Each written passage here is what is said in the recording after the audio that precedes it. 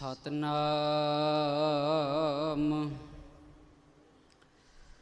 श्री वाहिगुरु साहिब जी। आवह संत मिलह मेरे भाई, मिल हर हर कथा करह। हर हर नाम बोहित है कल जुग, खेवट गुर शब्द तरह। कृपा करह दीन के दाते, मेरा गुण अवगुण ना विचारह कोई। माटी का क्या तू पै स्वामी, मानस की गत एही। परम सन्मानयोग समूह कायनात दे मालक गरीब नवाज धन श्री गुरु ग्रंथ साहिब सच्चे पातशाह महाराज जी की पावन पवित्र हजूरी दे अंदर शहीदां दी पावन पवित्र धरती दे उपर नतमस्तक हो रहे हो। आओ बड़े प्रेम दे नाल सतगुरां दे चरनां विच हाजरी लवाइए। सारी संगत ने फतेह प्रवान करनी जी। वाहिगुरू जी का खालसा, वाहिगुरू जी की फतेह।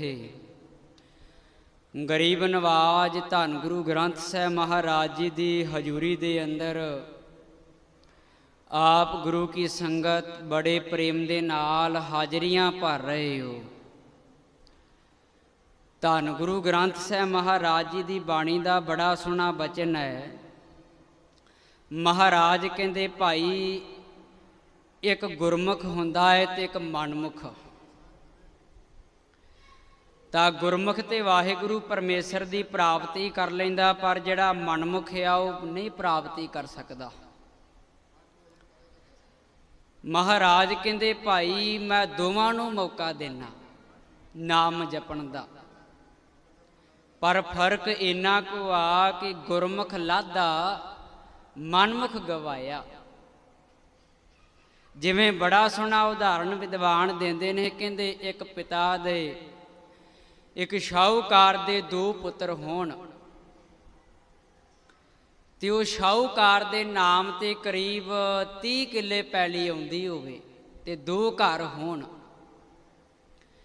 ते जदों दे दोवां पुत्रां दे विच वंडी पई है, दोवें उहदे पुत्र वक्खो वखरी होए ते दोवां नूं किन्नी किन्नी जमीन आई, 15-15 किले। दो घर सी, एक एक घर दे दिता। पर कहंदे एक उन्हां दे विचों सियाणा सी, एक सज्जण पुरख सी ते एक उन्हां दे विचों एक संगत विच बैठण वाला सी, जिहड़ा रोज़ नशे करदा सी, ताश खेडदा सी, जुआ खेडदा सी।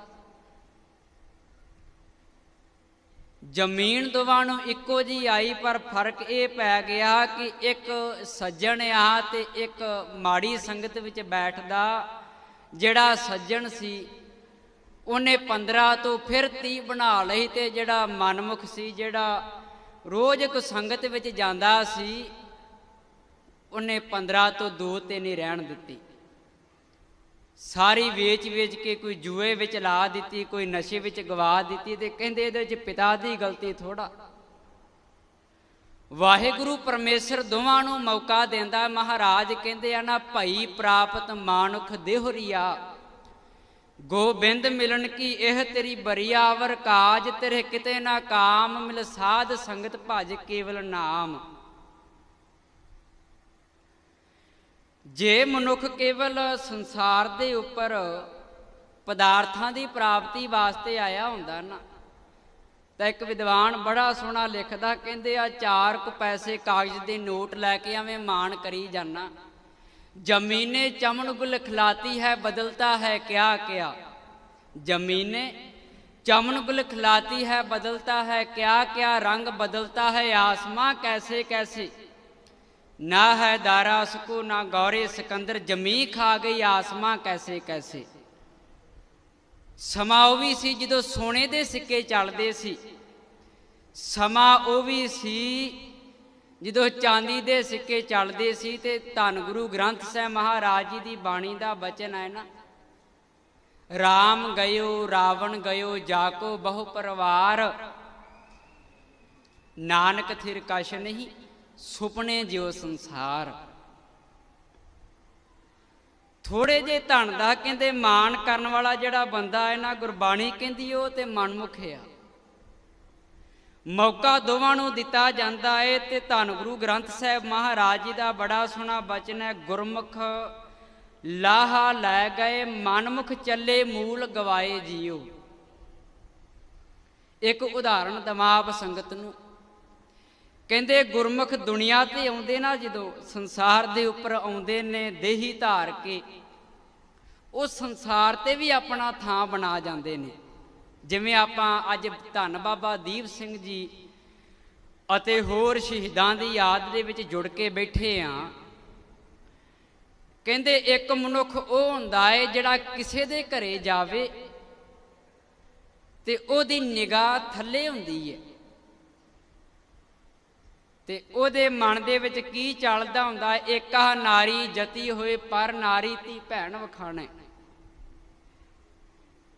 ਜ਼ੁਬਾਨ ਤੇ ਲਗਾਮ ਲੱਗੀ ਹੁੰਦੀ ਹੈ ਤੇ ਉਨੀ ਕੁ ਹੱਦ ਦੇ ਵਿੱਚ ਰਹਿੰਦਾ ਜਿੰਨਾ ਕੁ ਪਰਿਵਾਰ ਦੇ ਵਿੱਚ ਵਿਚਰ ਸਕਦਾ। ਉਹ ਬੰਦਾ ਕਹਿੰਦੇ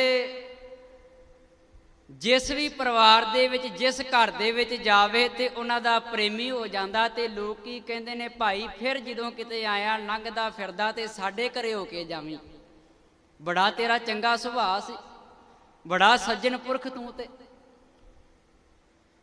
ਬੜਾ ਤੂੰ ਗੁਰਮੁਖ ਆ। ਤੇ ਇੱਕ ਉਹ ਹੁੰਦਾ ਕਹਿੰਦੇ ਜਿਹਦੀ ਨਿਗਾਹ ਮਾੜੀ ਹੁੰਦੀ ਹੈ, ਕਿਸੇ ਦੇ ਘਰੇ ਜਾਵੇ ਤੇ ਮਾੜੀ ਨਿਗਾਹ ਦੇ ਨਾਲ ਤੱਕਦਾ ਏ, ਚੰਗੇ ਬੋਲ ਨਹੀਂ ਹੁੰਦੇ ਜ਼ੁਬਾਨ ਤੇ। ਉਹ ਬੰਦਾ ਕਹਿੰਦੇ ਆਪਣੇ ਪਿੰਡ ਦੇ ਵਿੱਚ, ਆਪਣੇ ਨਗਰ ਦੇ ਵਿੱਚ, ਜਿਸ ਵੀ ਘਰ ਦੇ ਵਿੱਚ ਜਾਂਦਾ ਉੱਥੇ ਗਵਾ ਲੈਂਦਾ, ਦੁਬਾਰਾ ਕੋਈ ਸੱਦਦਾ ਨਹੀਂ। ਇਸੇ ਤਰ੍ਹਾਂ ਕਹਿੰਦੇ ਜਿਹੜੇ ਗੁਰਮੁਖ ਨੇ, ਗੁਰਮੁਖ ਲਾਹਾ ਲੈ ਗਏ ਮਨਮੁਖ ਚੱਲੇ ਮੂਲ ਗਵਾਏ ਜੀਓ।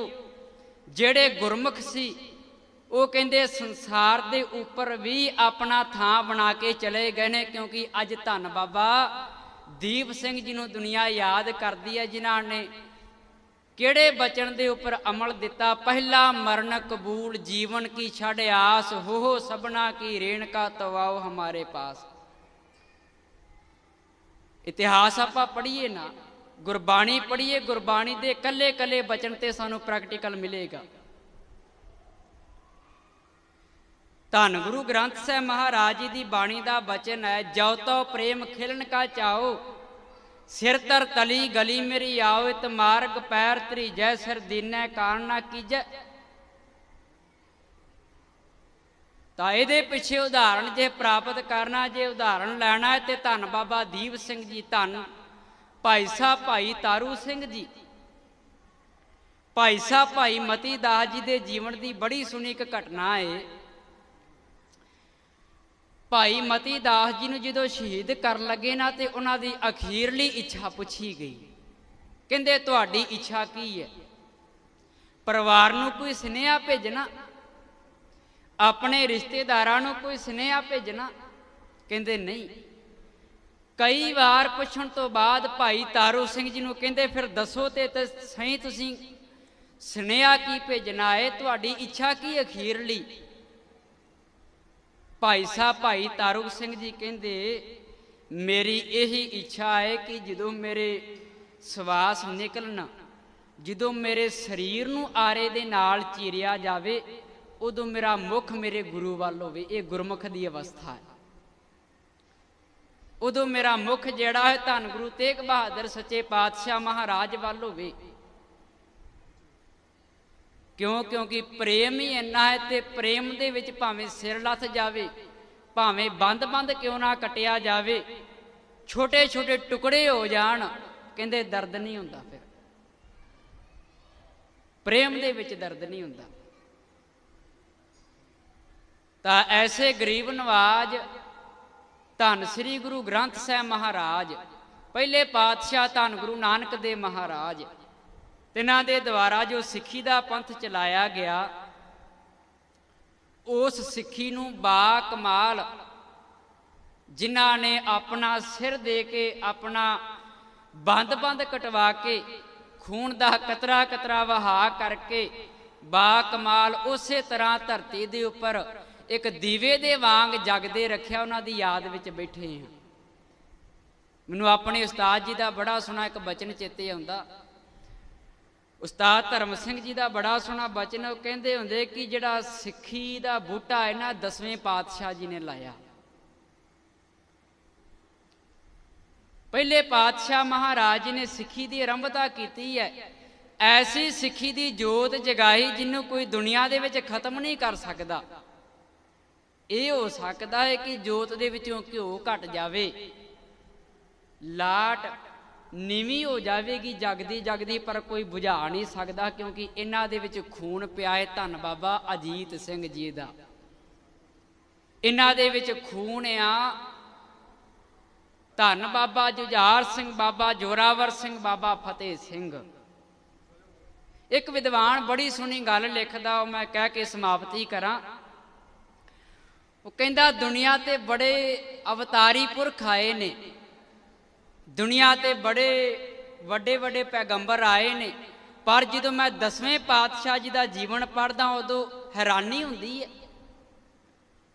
ਕਹਿੰਦਾ ਜਦੋਂ ਆਨੰਦਾਂ ਦੀ ਪੁਰੀ ਦੇ ਵਿੱਚ ਵੇਖੀਦਾ ਹੈ ਉਦੋਂ ਵੀ ਚਿਹਰੇ ਤੇ ਚਮਕ, ਜਦੋਂ ਫਿਰ ਸਰਸਾ ਦੇ ਕੰਢੇ ਤੇ ਆਏ ਨੇ ਆਨੰਦਪੁਰ ਦੀ ਨਗਰੀ ਨੂੰ ਛੱਡ ਕੇ, ਪਰਿਵਾਰ ਦਾ ਵਿਛੋੜਾ ਹੋ ਗਿਆ, ਚਿਹਰੇ ਤੇ ਫਿਰ ਵੀ ਚਮਕ।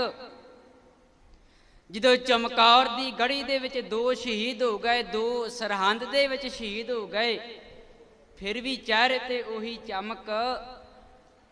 ਤੇ ਅਖੀਰ ਤੇ ਲਿਖਦਾ, ਕਹਿੰਦਾ ਜਦੋਂ ਮਾਛੀਵਾੜੇ ਦਾ ਜੰਗਲ ਤੱਕੀਦਾ ਹੈ ਨਾ, ਕੀ 10ਵਾਂ ਪਾਤਸ਼ਾਹ ਬਾਪੂ ਪੜ੍ਹਦਾ ਏ, ਮਿੱਤਰ ਪਿਆਰੇ ਨੂੰ ਹਾਲ ਮੁਰੀਦਾਂ ਦਾ ਕਹਿਣਾ, ਤੁਧ ਬਿਨ ਰੋਗ ਰਜਾਈਆਂ ਦਾ ਉੱਡਣ, ਨਾਗ ਨਿਵਾਸਾਂ ਦੇ ਰਹਿਣਾ। ਇੰਨੇ ਦੁੱਖ ਸਹਾਰਨ ਤੋਂ ਬਾਅਦ ਵੀ ਇੱਕ ਗੱਲ ਲਿਖਦਾ, ਕਹਿੰਦਾ 10ਵੇਂ ਪਾਤਸ਼ਾਹ ਜੀ ਦੇ ਚਿਹਰੇ ਦੀ ਚਮਕ ਨਹੀਂ ਖਤਮ ਹੋਈ। ਦਾ ਗਲੋ ਆਫ ਹੈਪੀਨੈਸ ਐਂਡ ਪਰਸਨੈਲਿਟੀ ਖਤਮ ਹੀ ਨਹੀਂ ਹੋਈ, ਮੁੱਕੀ ਨਹੀਂ। ਇਹਦੇ ਪਿੱਛੇ ਕਾਰਨ ਕੀ ਆ? ਤੇ ਧੰਨ ਗੁਰੂ ਗ੍ਰੰਥ ਸਾਹਿਬ ਮਹਾਰਾਜ ਜੀ ਦੀ ਬਾਣੀ ਇਹ ਕਹਿੰਦੀ ਆ, ਜਿਹਨੂੰ ਪ੍ਰੇਮ ਦਾ ਰੰਗ ਲੱਗਾ ਹੋਵੇ ਨਾ, ਉਹਨੂੰ ਦੁਨਿਆਵੀ ਫਿੱਕੇ ਰੰਗ ਨਹੀਂ ਅਸਰ ਕਰਦੇ। ਤਾਂ ਐਸੇ ਸ਼ਹੀਦਾਂ ਦੀ ਆਪਾਂ ਯਾਦ ਦੇ ਵਿੱਚ ਬੈਠੇ ਹਾਂ, ਜਿਨ੍ਹਾਂ ਨੇ ਪ੍ਰੇਮ ਦੇ ਵਿੱਚ ਆਪਣਾ ਸਭ ਕੁਝ ਕੁਰਬਾਨ ਕਰ ਦਿੱਤਾ। ਧੰਨ ਗੁਰੂ ਗ੍ਰੰਥ ਸਾਹਿਬ ਮਹਾਰਾਜ ਜੀ ਦੀ ਸ਼ਾਨ ਨੂੰ ਰੱਖਣ ਵਾਸਤੇ ਆਪਣੇ ਆਪ ਨੂੰ ਕੁਰਬਾਨ ਕਰ ਦਿੱਤਾ। 10ਵੇਂ ਪਾਤਸ਼ਾਹ ਮਹਾਰਾਜ ਜੀ ਦੇ ਬਚਨ ਨੇ, ਸਾਚ ਕਹੋ ਸੁਣ ਲਿਓ ਸਭੈ, ਜਿਨ ਪ੍ਰੇਮ ਕੀਓ ਤਿਨ ਹੀ ਪ੍ਰਭ ਪਾਇਓ। ਗੱਲਾਂ ਦੇ ਨਾਲ ਰੱਬ ਨਹੀਂ ਪਾਇਆ ਜਾ ਸਕਦਾ। ਪੂਛਤ ਪਥਕ ਤਿਹ ਧਾਰੇ, ਤਿਹ ਮਾਰਗ ਨਾ ਧਾਰੇ ਪੱਗ, ਪ੍ਰੀਤਮ ਕੇ ਦੇਸ ਕੈਸੇ ਬਾਤਨ ਸੇ ਜਾਈਏ। ਹੋਈਆਂ ਭੁੱਲਾਂ ਮੁਆਫ ਕਰਨੀਆਂ ਜੀ। ਆਪ ਸੰਗਤ ਦਾ ਬਹੁਤ ਬਹੁਤ ਧੰਨਵਾਦ। ਵਿਸ਼ੇਸ਼ ਧੰਨਵਾਦ ਸਤਿਗੁਰੂ ਸ੍ਰੀ ਗੁਰੂ ਗ੍ਰੰਥ ਸਾਹਿਬ ਮਹਾਰਾਜ ਜੀ ਦਾ। ਇਹਨਾਂ ਸਮਾਗਮਾਂ ਦੇ ਵਿੱਚ ਆਪਾਂ ਜੁੜੇ ਹਾਂ ਤਾਂ ਇਹ ਸਾਨੂੰ ਮੌਕਾ ਪ੍ਰਾਪਤ ਹੋਇਆ ਨਾ ਵਾਹਿਗੁਰੂ ਪਰਮੇਸ਼ਰ ਦੀ ਹਜ਼ੂਰੀ ਵਿੱਚ ਬੈਠਣ ਦਾ। ਤਾਂ ਇੱਕ ਵਿਦਵਾਨ ਲਿਖਦਾ, ਕਹਿੰਦਾ if you miss your chance in your life you can not get success in your life. ਕਹਿੰਦਾ ਜੇ ਤੂੰ ਆਪਣੀ ਜ਼ਿੰਦਗੀ ਦਾ ਇੱਕ ਮੌਕਾ ਵੀ ਗਵਾ ਦੇਣਾ ਨਾ, ਸਫਲਤਾ ਨਹੀਂ ਪ੍ਰਾਪਤ ਕਰ ਸਕੇਗਾ। ਤਾਂ ਸਾਨੂੰ ਮੌਕਾ ਪ੍ਰਾਪਤ ਹੋਇਆ ਸਤਿਗੁਰਾਂ ਦੀ ਹਜ਼ੂਰੀ ਵਿੱਚ ਬੈਠਣ ਦਾ।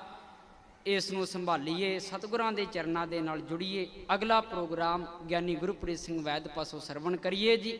ਹੋਈਆਂ ਭੁੱਲਾਂ ਮੁਆਫ ਕਰਨੀਆਂ ਜੀ। ਲੇਖੈ ਕਤੇ ਨਾ ਛੁੱਟੀ ਹੈ, ਖਿਨ ਖਿਨ ਭੂਲਣ ਹਾਰ, ਬਖਸ਼ਣ ਹਾਰ ਬਖਸ਼ ਲੈ, ਨਾਨਕ ਪਾਰ ਉਤਾਰ। ਵਾਹਿਗੁਰੂ ਜੀ ਕਾ ਖਾਲਸਾ, ਵਾਹਿਗੁਰੂ ਜੀ ਕੀ ਫਤਿਹ।